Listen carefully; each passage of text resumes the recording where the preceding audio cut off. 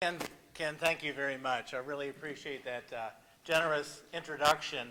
And Ken, as you may know, has been doing a lot of work with the club with strategic planning, which is one of the three most important things we think nonprofits can benefit from: good leadership, good governance, and a good plan. So Ken, thanks for the introduction. I'm really excited and honored to be able to talk to you today about the nonprofit sector and also some of the leadership challenges that we face in the sector. We did a study a little over a year ago, and with the help of University of Louisville, came upon some really interesting things that surprised us about Louisville's nonprofit sector. So I think you'll find those things interesting too, at least I hope so. I'd like to introduce, if you'll indulge me a minute, my staff and a few board members that are here. And you can hold your applause until I've introduced all of them. But let me start with our Vista worker, Teddy Deutschenova. Teddy, go ahead and stand if you would, and then if you would. And Teddy is a Vista worker, recent graduate of Syracuse University. Darlene Whitney. Darlene is our Director of Operations. She has experience managing a family business, great skills for us. I'll stick with staff here and go to Ed Cordes. Ed is our Director of Consulting Services. He has worked with the likes of GE and Christian Appalachian Outreach, quite a bandwidth there, and a graduate of Notre Dame's master's program in nonprofit administration. And that's the staff team that's here. The other staff team are working at CoSara Charities, where they're kind enough to host a grantsmanship training that's going on this week. And now if I could go to our board that's here, Jennifer Helgeson. Jennifer is the CEO of Boys and Girls Club of Kentuckiana, and on our board and doing a great job. Al Cornish, he's Senior Learning Officer with Norton Healthcare. And Donald Vish, who is our chair-elect, who is recently named Photographer Laureate by Compassion at Louisville. He's with Middleton Rutlinger and also the Executive Director of G&L Foundation. And let me just admit, I saw three, at least, board members from the past that are Rotarians. And if you could indulge me just a little more, I'd like to point those out, and I hope I'm not missing anybody. But I saw Barry Barker. He has been a board chair in the past. Bill Schneider, I saw, is on our board and helped us a great deal. And Charlie Mattingly with the Better Business Bureau. Did I miss anyone? Please give them a round of applause.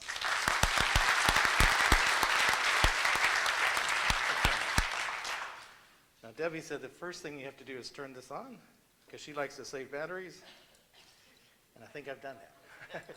So the first half of the talk will be about the nonprofit sector, its roots, history, what it looks like in Louisville. What do we really know about the sector here? So the questions to ponder as we go through this, and again, don't necessarily try to answer these right now, but think about them. Does the Louisville area have fewer or more nonprofits than its peer cities, based on population per capita? Is the average amount donated lesser or greater here than in our peer cities, again, based on per capita? Is our average size of nonprofit smaller or larger? And what are the pressing challenges, leadership challenges, faced by us, as well as the opportunities? I'd like to start with a bit of history. Queen Elizabeth I on the left, of course our Constitution, and Daniel Webster. So what do these people have to do with nonprofits? Queen Elizabeth I signed the first statutes of charitable uses in 1601, which is really the forerunner of our IRS regulations. England was, so some of these IRS regulations for nonprofits over the years have really served our country well. There are issues, certainly, but some of the thinking about, so how is it that government can address some of the problems when it has limited resources? In 1601, England was facing a lot of challenges with the breaking away from the Church of Rome, with the succession of Henry VIII. The country was in a great deal of turmoil. She looked and thought, well, what can we do with some of the wealth that's in the country? What if we relieve some of the pressure that the crown exerts on their capital and free it up to be used for charitable uses? So that was the first charter of charitable uses. And then, of course, the First Amendment of the Constitution, the right to assembly and the right to free speech. Without those two things, we wouldn't be doing what we do each Thursday and all the time in between. We wouldn't have the structure for it or the right to it. And Webster argued a case before the Supreme Court with Dartmouth versus Woodward. It was in New Hampshire, the governor, incoming governor, in effect fired the board of directors, the board of overseers at Dartmouth. Problem is, they refused to leave. And with that, the case went all the way to the Supreme Court, and alumna Daniel Webster, before the Marshall Court, argued that it had a right to govern itself, duly constituted, representative government of the people that were served by Dartmouth College, and should be exempted from undue interference by the government. He won the case. Apparently, he broke down in tears pleading the case, as did some of the justices, in terms of just our right to self-govern our entities for public good. I think it's kind of hallowed space we have when we look back at the origins. Peter Drucker, in 1999, at the age of around 92, predicted that the 21st century would be the century of the nonprofit, that the 20th century was the century of the corporation, how it gets things done, how it amasses capital and human talent to get things done. He predicted that people would save their best talent for making the most difference in their community. Now, he had some evidence already in 1999. You can see the nonprofit sector growth from 1972, when it was about 5.5% of the workforce, to a little over 8% in 2001. Now it's hovering around 10%. Now, I don't like to see that, though, as corporate versus nonprofit, because here's the truth, and you all know this. It takes all three sectors working together to get any of this done. We spend far too much time, I think, belittling and criticizing those in some other sector instead of joining hands and getting the work done. This club is an exception. Boardrooms where you have both sides of the political aisle rolling up their sleeves to get things done. I put nonprofit sector in the middle. Even though it's the smallest, it seems to be the one place where the polarization ratchets down some, where the polarization about how we think about getting things done at a high level can meet with the reality of the situation, and we roll up our sleeves and we do it together. A little more information about what's this growth look like locally. So in 1995, we had around 1,800 nonprofits. In 2013, we had around 2,500 nonprofits, a growth of about 38%. But take a look at this growth in the dollars generated, a 400% increase. These are some pretty staggering numbers when you just think about what's going on right around us. Now, this is a bit of a deeper dive, the next 3 slides, so fortify yourself for some data here. But this shows the level of money per entity. The amount of money in the local nonprofit economy is $7.8 billion. That includes hospitals. The overall GDP is around $59 billion. If you just put those numbers together, it would be around $13.5 billion. You can't quite do that because some of that money is counted twice, but nonetheless, it gives you a magnitude of scale.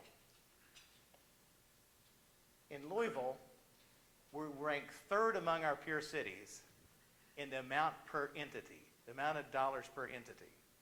And we rank 5th in the amount per capita. Now let's just look at hospitals without looking at the rest. and it moves up to second per entity. I think we have 13 hospitals. Cincinnati, for instance, I think has 33. But we move up second and fourth per capita. So I guess the story there is there are a lot of places and facilities and treatment to go if you're sick. Unfortunately, our rate of sickness is high. And we're probably spending money at the highest level of intervention sometimes. So that's not a good story, but the fact that we have the assets is a good story. Now let's take out hospitals. We're getting into the end of this deep data drive. We're still fourth per entity and seventh per capita. You see that? And you can see, some other variables of the cities around us. It might be hard to see from the back, but you can see where we are relative. We're above the mean in all three areas. So what about the number of nonprofits? If you look at the number of people per nonprofit, you'll see Columbus, for instance, there are about 400 people for each nonprofit. That's just a big statistic, right? But 400 people in Indianapolis, it's a little under, it's right at 400. Kansas City, right there. Louisville is actually a little over 500, about 525 probably, per nonprofit. So we rank 12th in number of nonprofits. 12th in number of nonprofits, but a large number. So how is that?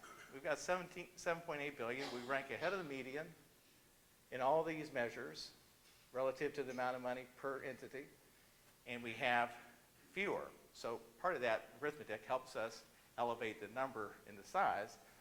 But the thing is, what we learned is, let me stop it there.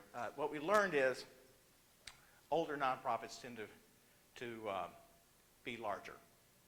And what we learned is that we have a lot more older nonprofits here than our peer cities because of our prominence. I'll get more into that in just a minute. But so where does the money come from? Where does the money come from? Contribution and grants, we rank 11th. But in program services and contracts, fees, these are subscription tickets to actors' theaters, to the ballet. There are charges for different counseling services.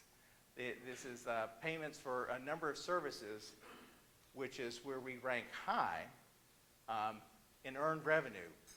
Goodwill, a good example of an organization that has the wherewithal to generate revenue to support itself. That's a good thing for sustainability.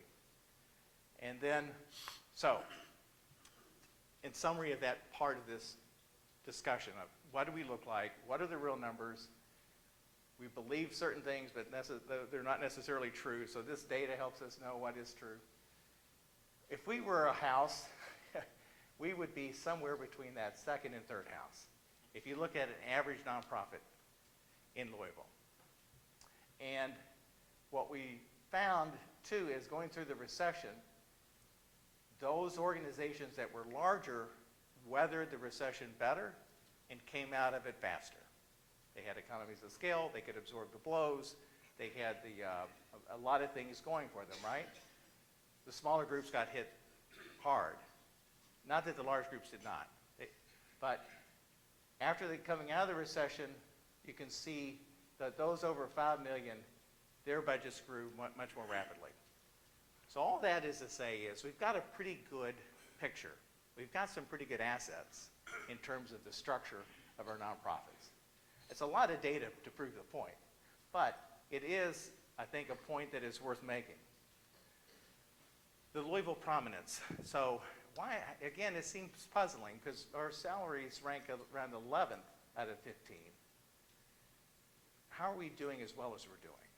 And part of the answer is that the prominence comes from our history. From 1830 to 1870, Louisville was among the 15 largest cities in the U.S. St. Vincent de Paul started here in 1853. YMCA was founded in 1853, and it was the 10th YMCA in the U.S. The Volunteers of America in 1896, same as the national year of that organization. I didn't know that, Janie, until I was looking this up. A lot of these things we say, well, you knew that. But the thing is, as we started saying, well, what's this data mean? It seems to be hard to explain. So, we started looking at these sort of things. Metro United Way, the first United Way south of the Mason-Dixon line in 1917. Urban League, 10 years after the first Urban League. Coast Air Charities, founded in 1923, and the hospital in 1926. Fund for the Arts. I saw Barbara earlier, maybe Kristen's here too.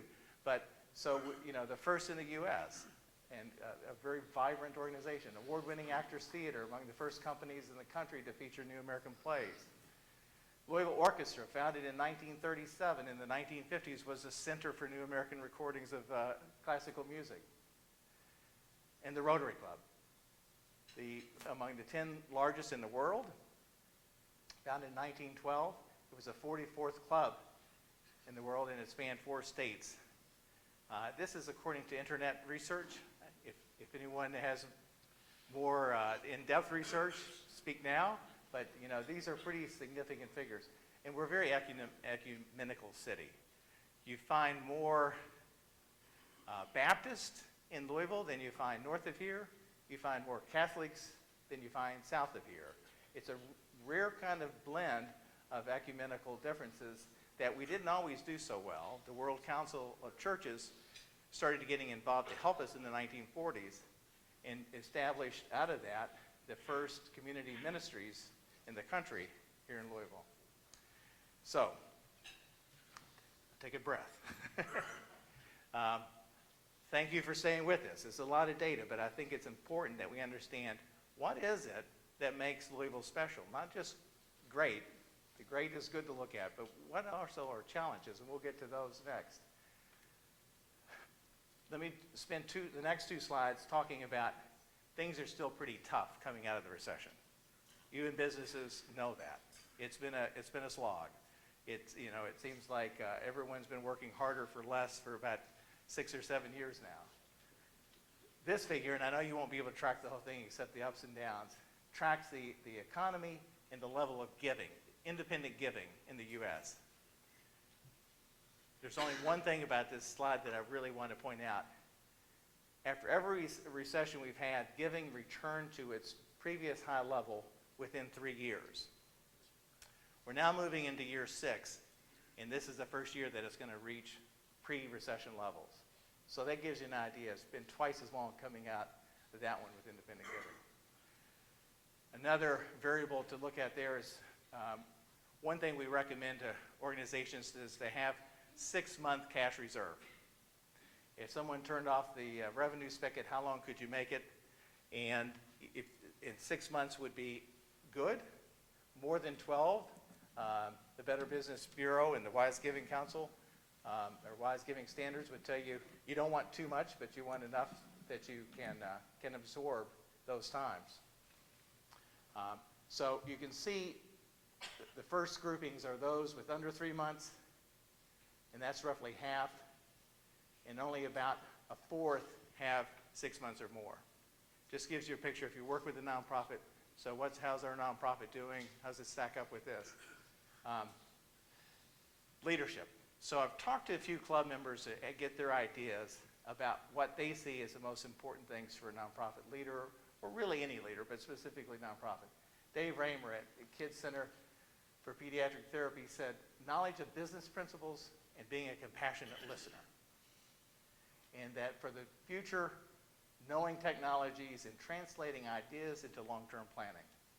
Randy Coe said, you've got to get the core competencies down, you have to be committed to mission, and you have to stay humble.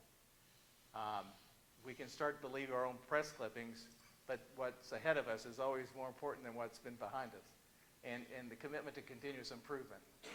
Jeff Hadley, Boys and Girls Haven, recruiting an effective board, long-term vision, and fostering a culture that truly embraces that vision.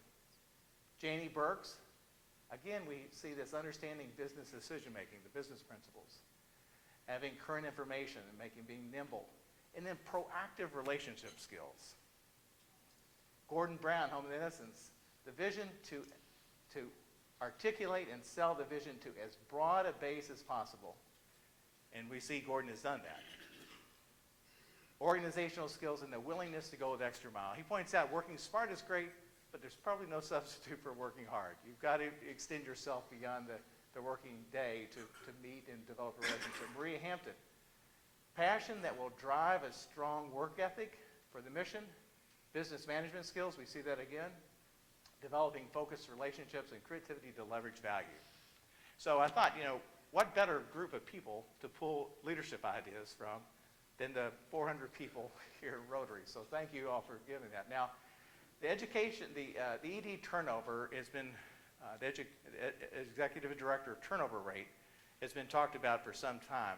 Daring to Lead published the first study in 2001. They've done one in 2006 and 2011. Basically saying 2/3 to 3/4 of the people are going to leave in the next 5 years. The slowed economy slowed some of that departure, but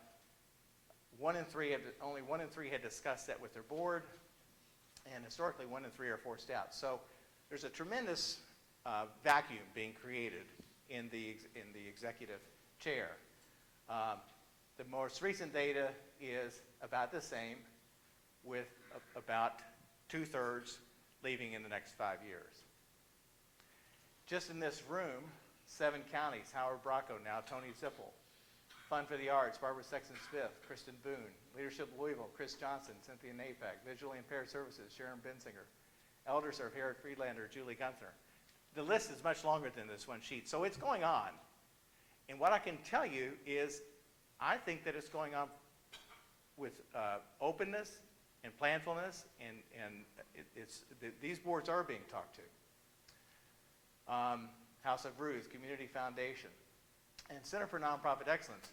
We too are in the midst of planning a transition where I'll be stepping aside at the end of this year, but we've been planning this for about a year and a half or two.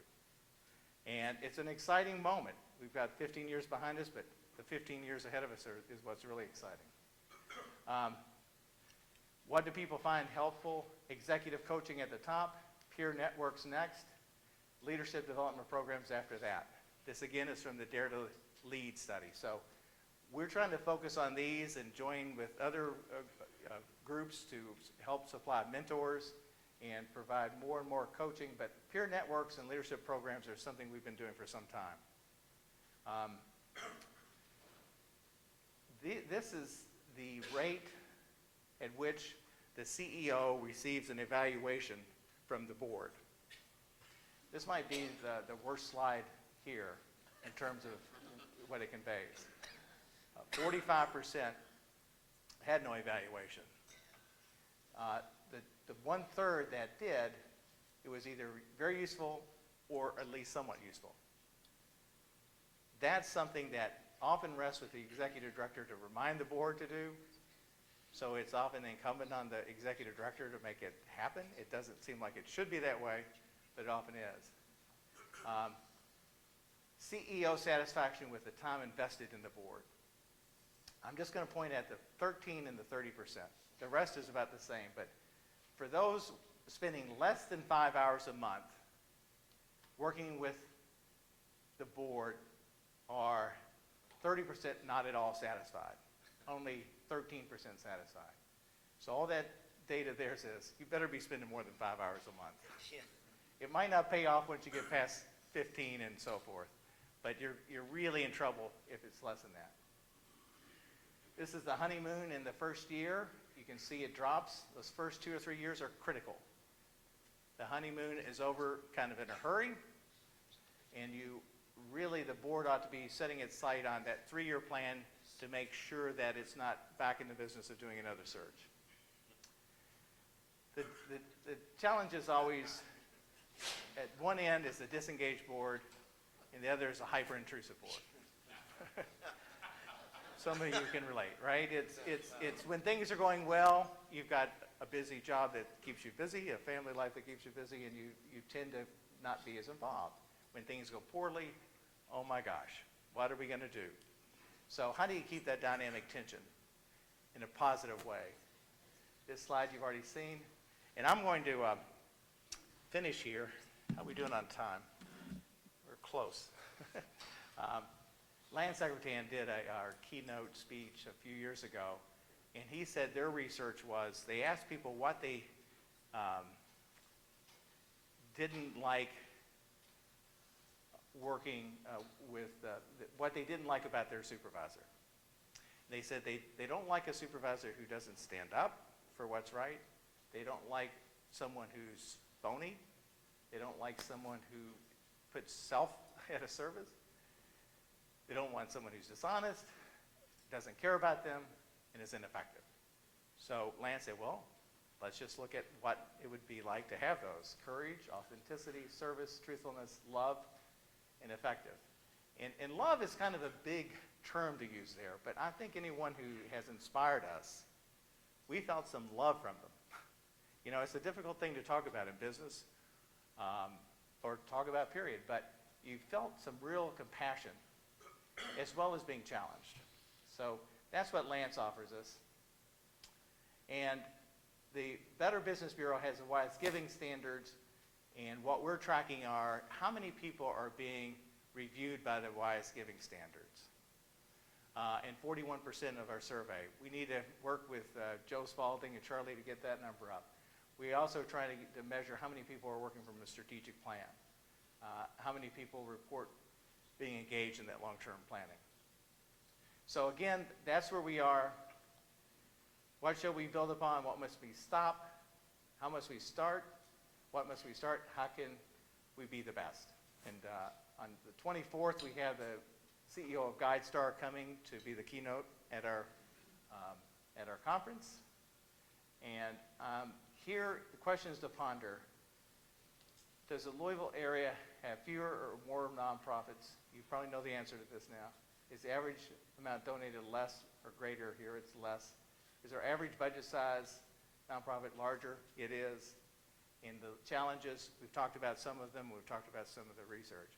And I think I introduced, if I could, I don't think I mentioned Carl Thomas, who also served on our board of directors. I'm sorry, Carl. Sometimes what is closest to you, you miss. So that's my comments.